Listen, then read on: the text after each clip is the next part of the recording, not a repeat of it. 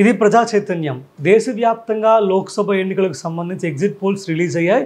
ఎక్కడ exit polls చూసినా మనకి బీజేపీకే అనుకూలంగా కనిపిస్తున్నాయి.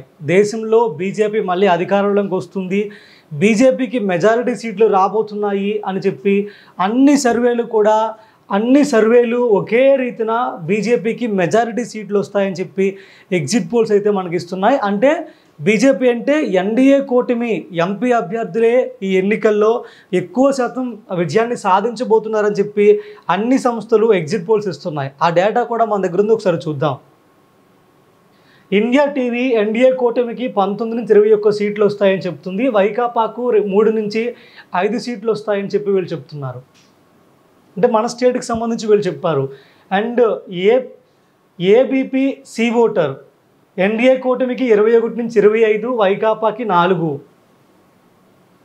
And India Today Axis My India వాళ్ళు ఎన్డీఏ కూటమికి 21 నుంచి 23, వైకాపాకి 2 నుంచి 4 ఎంపీ స్థానాలు. అండ్ టుడే చాణక్య ఎన్డీఏ కూటమికి 19 నుంచి 25 సీట్లు రాబోతున్నాయి, వైకాపాకు 6 సీట్లు వస్తాయని చెప్పి వీళ్ళైతే రిపోర్ట్ ఇచ్చారు. సో మొత్తం మీద దేశంలో ఉన్నటువంటి అన్ని జాతీయ సర్వే సంస్థలన్నీ కూడా బీజేపీ గెలుస్తుందని చెప్పి వాళ్ళ యొక్క ఎగ్జిట్ పోల్స్ ఇచ్చాయి.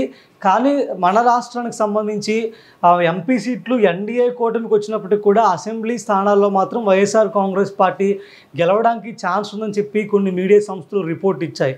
సో మనం ఇక్కడ అర్థం చేసుకోవచ్చు, రాష్ట్రంలో వైఎస్ఆర్ కాంగ్రెస్ పార్టీ గెలుస్తుంది, బట్ రాష్ట్రంలో ఉన్న ఎంపీ స్థానాల్లో మాత్రం ఎన్డీఏ కూటమి గెలుస్తుంది అని చెప్పి వీళ్ళు రిపోర్ట్ ఇస్తున్నారు. ఎన్డీఏ కూటమి అంటే ఇప్పుడు బీజేపీ కూడా ఇక్కడ పోటీలో ఉంది కాబట్టి ఆ కూటమి గెలుస్తుంది ఎంపీ స్థానాల్లో, కానీ ఎమ్మెల్యే స్థానాల్లో మాత్రం వైసీపీ గెలుస్తుందని చెప్పి వాళ్ళు చెప్తున్నారు.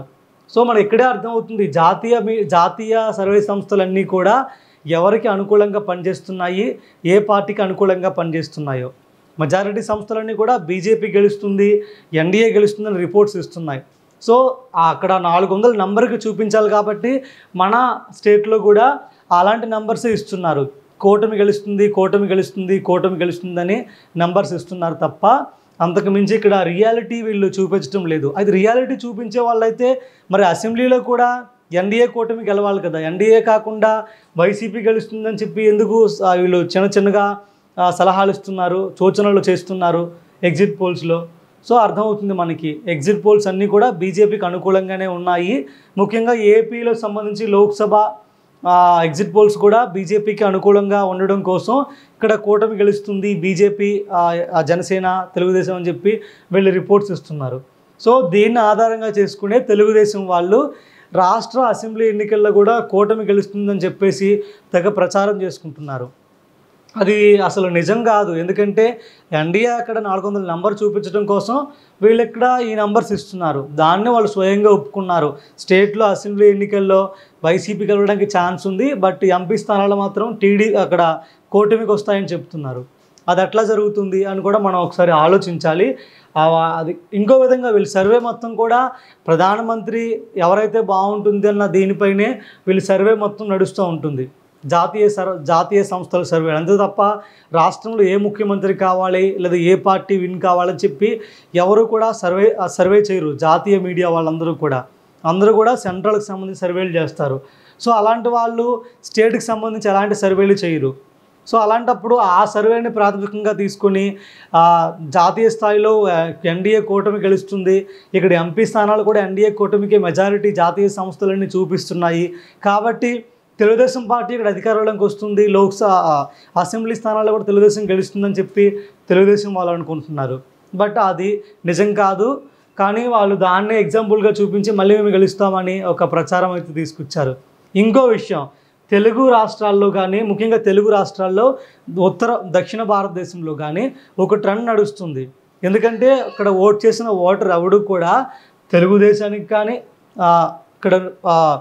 ఇక్కడ లోకల్లో ఉన్న పార్టీకి ఎమ్మెల్యే ఓటేస్తే ఎంపీ స్థానానికి మరో పార్టీకి ఓట్ చేస్తున్నారు. అంటే ఎమ్మెల్యేకి ఎంపీకి ఒకే పార్టీకి ఓట్ చేసే ఆనవాయితీ తెలుగు రాష్ట్రాల్లో కానీ లేదంటే దక్షిణాదిని కానీ కనిపించడం లేదు. ఇది ఒక ట్రెండ్ నడుస్తూ ఉంది. కాబట్టి ఒకవేళ ఇక్కడ ఎంపీ స్థానానికి ఇక్కడ తెలుగు ఓటర్లు ఓట్ చేసినప్పటికీ ఎమ్మెల్యే స్థానానికి ప్రాంతీయ పార్టీకి ఓట్ చేసే అవకాశం క్లియర్గా కనిపించవచ్చు. గతంలో కూడా అది మనకి ప్రొజెక్ట్ అయ్యింది, చాలా ఎన్నికల్లో కూడా మనం చూసాం. సో ఆ ట్రెండ్ ప్రకారం చూసుకున్నా ఇక్కడ వైఎస్ఆర్ కాంగ్రెస్ పార్టీ అసెంబ్లీ ఎన్నికల్లో గెలవడానికి ఛాన్స్ ఉంటుంది. బట్ కూటమికి కొన్ని మెజారిటీ సీట్లు అయితే ఎంపీ స్థానాలు రావడానికి ఛాన్స్ ఉంటుంది. అది ఏపీ ఎన్నికల్లో ఆ ట్రెండ్ ఒకవేళ నిజమైతే, అలా కాకుండా వీళ్ళు చెప్పిందే నిజమైతే, ఏది ఎన్డీఏ కూటమి నేషనల్ రేంజ్లో అధికారంలోకి రాబోతుందన్న వీళ్ళు చెప్పేదే నిజమైతే, ఆ ఏపీ ఎన్నికల్లో ఎమ్మెల్యే కానీ ఎంపీ కానీ బోత్ రెండు కూడా వైఎస్ఆర్ కాంగ్రెస్ పార్టీకి అనుకూలంగా స్థానాలు అయితే వస్తాయి. వీళ్ళు 400 నెంబర్ కోసం వీళ్ళు చూపిస్తున్నారు. వాళ్ళు చూపిస్తున్నారనే సంగతి కూడా వాళ్ళే ఒప్పుకున్నారు. ఎందుకంటే ఏపీలో వైసీపీ గెలుస్తుందని చెప్తున్నారంటే ఎంపీ స్థానాలు కూడా వైసీపీకే రాబోతున్నాయని అర్థం చేసుకోవచ్చు. సో అదన్నమాట విషయం. దీన్ని ప్రామాణికంగా తీసుకొని ఈరోజు తెలుగుదేశం నాయకులందరూ కూడా తెలుగుదేశం విన్ కాబోతుంది, జాతీయ ఎగ్జిట్ పోల్స్ అన్నీ చూసి వీళ్ళు చెప్తున్నారు. బట్ అవి రియల్ కాదు. వాళ్ళు బీజేపీకి అనుకూలంగా పనిచేస్తున్న ఈ సంస్థలన్నీ కూడా. సో వాళ్ళ కోసం 400 నెంబర్ రీచ్ అవ్వడం కోసం వీళ్ళు ఇలా మన రాష్ట్రానికి సంబంధించిన ఎంపీ ఎగ్జిట్ పోల్స్ ఈ విధంగా ఇచ్చారు. అవి రియల్ కాదని వాళ్ళు కూడా ఒప్పుకున్నారు. కాబట్టి తెలుగుదేశం వాళ్ళు కూడా ఆ నిజాన్ని ఒప్పుకుంటే బాగుంటుంది. మరిన్ని ఎగ్జిట్ పోల్స్ కోసం ప్రజా చైతన్యం చూస్తూనే ఉండండి.